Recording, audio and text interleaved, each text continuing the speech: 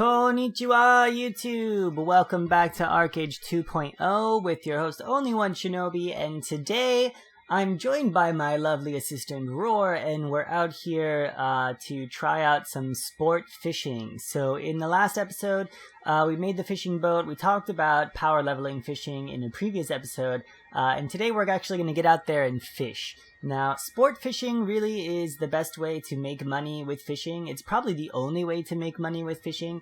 And to do that, I suggest you have a fishing boat before doing this, or that you have friends with a fishing boat, or at least you have a clipper and you follow people who do have fishing boats. In that case, you don't have to use your own chum, and you can get 1 or 2 fish per school depending on the location. So we're heading here out to a fishing spawn that we already found. So what I've done here is I've put my fish finder radar on my merchant ship because the merchant ship is faster than a fishing boat. And this will allow us to search just like a regular ship radar in order to find this school of fish. So we're heading out there now. What I've done in exchange then is put my ship radar on my fishing boat. And this allows us to check the radar periodically while we're fishing to make sure that no galleons or clippers or enemy ships sneak up on us. Now, this is something that I do suggest you do just because it's convenient. It's not necessary, but if you want to do that, just make sure that you go to an Easy's Light in one of the major cities, either 2 Crowns, Ostera, or your pirate base, and make sure you can edit your ship. So this one here is a nice, safe, generally safe location. It's pretty close to Solus in the south of the seas here. And so we're heading out here to go ahead and set up our fishing school. Now you'll notice that what you're looking for then are these seagulls. It's an actual school of fish. And you need to find these on the map. You can use your radar, or you can use your eyes if you don't have a fishing boat. And once you find a school of fish like this with the seagulls flying around, you can chum the waters and create a fishing frenzy. And then you fish in the frenzy for the sport fish. Now, we're trying to get set up here. However, there are jellyfish attacking us, and it's not so easy. So make sure that you don't chum the waters in a location that is infested with sea bugs or jellyfish, because they're going to get in the way. If you haven't noticed, then this is pre-recorded. I am doing a commentary over that, so this is not going to be live action commentary. This is after recording. So we kind of mess around with this for a little while, but we can't kill the jellyfish. It's too fast, and we can't get in a position that's safe from the jellyfish. So we're going to go ahead and move on to the next location because this one just isn't quite working out for us. Okay, so after sailing around for a little while, we decided to start fishing in this location here. This location is actually just off the coast of Ostera near the islands, and it's kind of a dangerous position because it's between Nuya and Haranya. However, there were no boats in the area, and it seems safe enough. So what you gotta do then, once you find this, is toss your chum into the water. So the chum you can buy from your fishing boat. You can get it with vocation badges. You can also buy chum on the auction house, but it might be a bit expensive. So just make sure that you're using your chum wisely, that you don't chum up a school of fish that you're not going to be able to fish. Now, once you chum the waters, make sure that you chum in the center of the fishing school. Now, we tried this a couple of times, and we actually wasted a couple chum because we threw it in a bad location. So if you throw it in the center of the school, it should create a fishing frenzy, and that's what you want to be able to do your sport fishing. So here we finally have a fishing frenzy, and we're getting started with the sport fishing. So what you're going to need before you get started, before we talk about any of the skills, are the lures. So depending on what type of rod you have, you're going to need a specific type of lure. Now, the lures come in different colors. I believe it's yellow, blue, green, and red. I'm using a Santiago's rod, and this requires a red lure. So make sure that you buy the appropriate lure for your rod. Otherwise, you're not going to be able to fish. So I've got a Santiago's rod, I've got a bunch of red lures, and we've already chummed the water, so we can go ahead and start fishing. Now, what you want to do is make sure that you equip your rod, and also put your weapons on your hotbar, because if you get attacked while you're out here fishing, you're going to need to be able to equip your weapons quickly to defend yourself, otherwise you're going to lose all your fish. So first do that. Once you equip your rod, you'll see a selection of abilities. You have your general fishing skill. This is on your R, and this is what we use to fish in open water with bait worms. This is bait fishing. T casts the lure. Now this is what you're going to use for sport fishing. You push T and you cast in the middle of the fishing frenzy, and then you'll wait there until you get a fish on the line. Now I've already hooked what looks like a sailfish in this video. So what you'll want to do once you get your first hook is either mark the fish or track the fish. Now, so I track the fish, and this creates a secondary health bar on the screen so that you can follow the fish wherever it is and see what's happening. Once you get a fish on your hook, this is when fishing really starts to happen. Now, you'll have 5 different skills that you can use, that you have to use to catch the fish.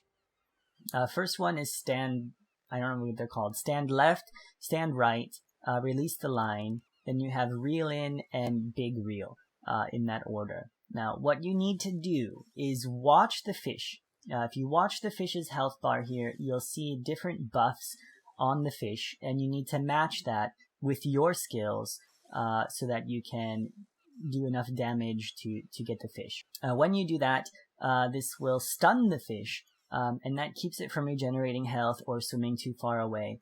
If you push the wrong skill, you'll get a little red debuff, which increases tension on your fishing line. And if you get too much tension, the line will break.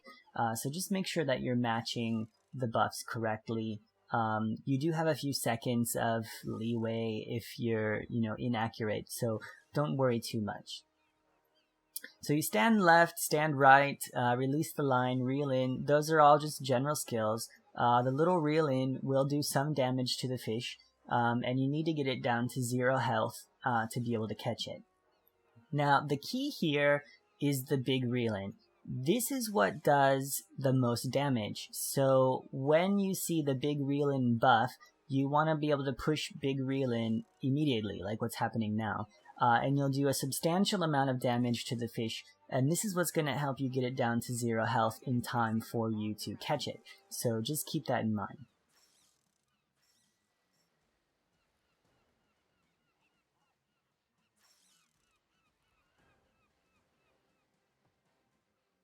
So I've actually caught this fish, and then once you do that, it'll be floating in the water. You just go pick it up.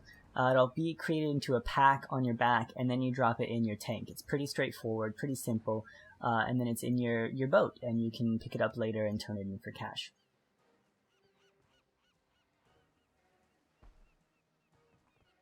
Here we're casting for the next fish. Now, the trick here that you can use, one trick you can use to make sure that you maximize your damage, is that each of the debuffs on the fish last for about 3 seconds, and then the next debuff will go on the fish and you have to push the next skill. So what I do is I push the correct skill that stuns the fish, and then as soon as the debuff hits 1 or 0, I'll hit big reel.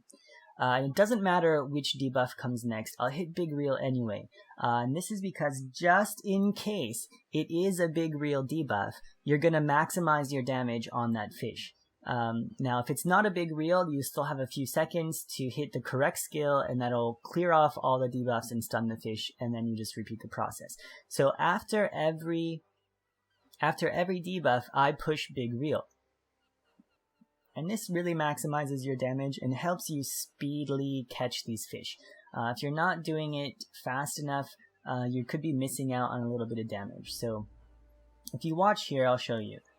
So debuff release line, we did that, and when it gets down to 0, we push big reel. Now it's stand right, so we push stand right. At 0, we push big reel.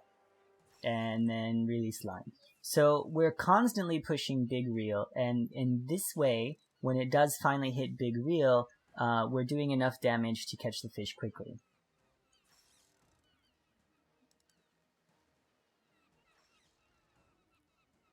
And essentially, that's it. I mean, that's all there is to it. You just keep doing this until you get your fish down to 0, and then you put it in your boat, and you go to a city and turn the fish in. It's pretty simple. Now, the reason why people do sport fishing is because every once in a while you'll catch a large fish. Fish come in 3 sizes: small, medium, and gargantuan. Basically, it's a fry pack, regular pack, and a gargantuan fish. The small fish range anywhere between 8 gold for a tuna to something like, I don't know, 20 gold maybe for a marlin. Marlins are the best. I believe it's marlins are the most expensive, then sailfish, then sturgeon, then tuna. So marlins are really what you want. Small range anywhere between 8 and 20. The mediums maybe between, I don't know, 12 and 25, 30. And then the gargantuan fish is where it's at. So I caught a gargantuan sailfish. You can see it up on the Alchemy House now in Solis. And the gargantuan sailfish was actually worth 30 gold. So one fish, 30 gold, and approximately anywhere between 60 labor to 100 labor, depending on your proficiency. So that's essentially 2 labor per gold, and that's really not a bad margin. The only thing with fishing is that it takes a lot of time. So each school of fish lasts for about 45 minutes. You can get about, you can get 5 fish in your tank, 1 on your back, that's 6 fish. And then any gargantuans you have to put on the cranes in the back of the boat. So you can essentially, potentially get up to 7 or 8 fish total.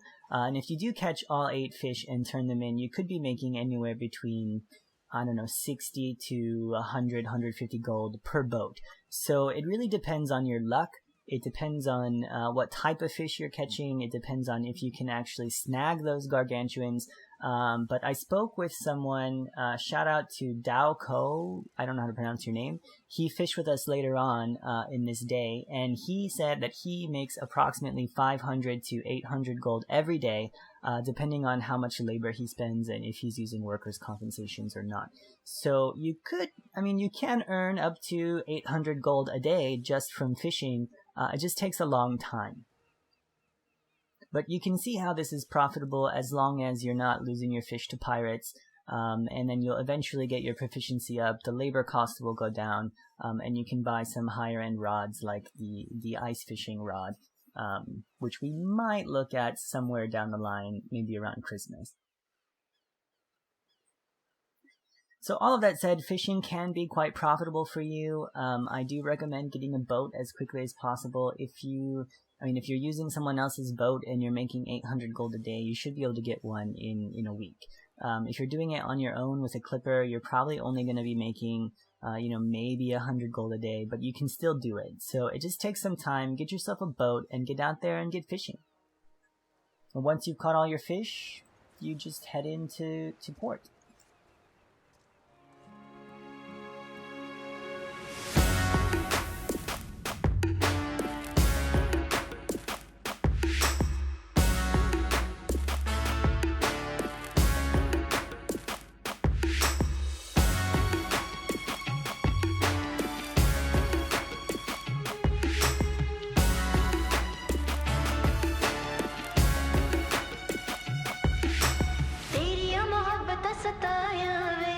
सारी रात जागी ना सोई वे तेरी मोहब्बत सताया वे सारी रात जागी ना सोई वे सजना सताया वे सारी रात जागी ना सोई वे कटे गए दिन बीती रात आया ना सजना चल वे.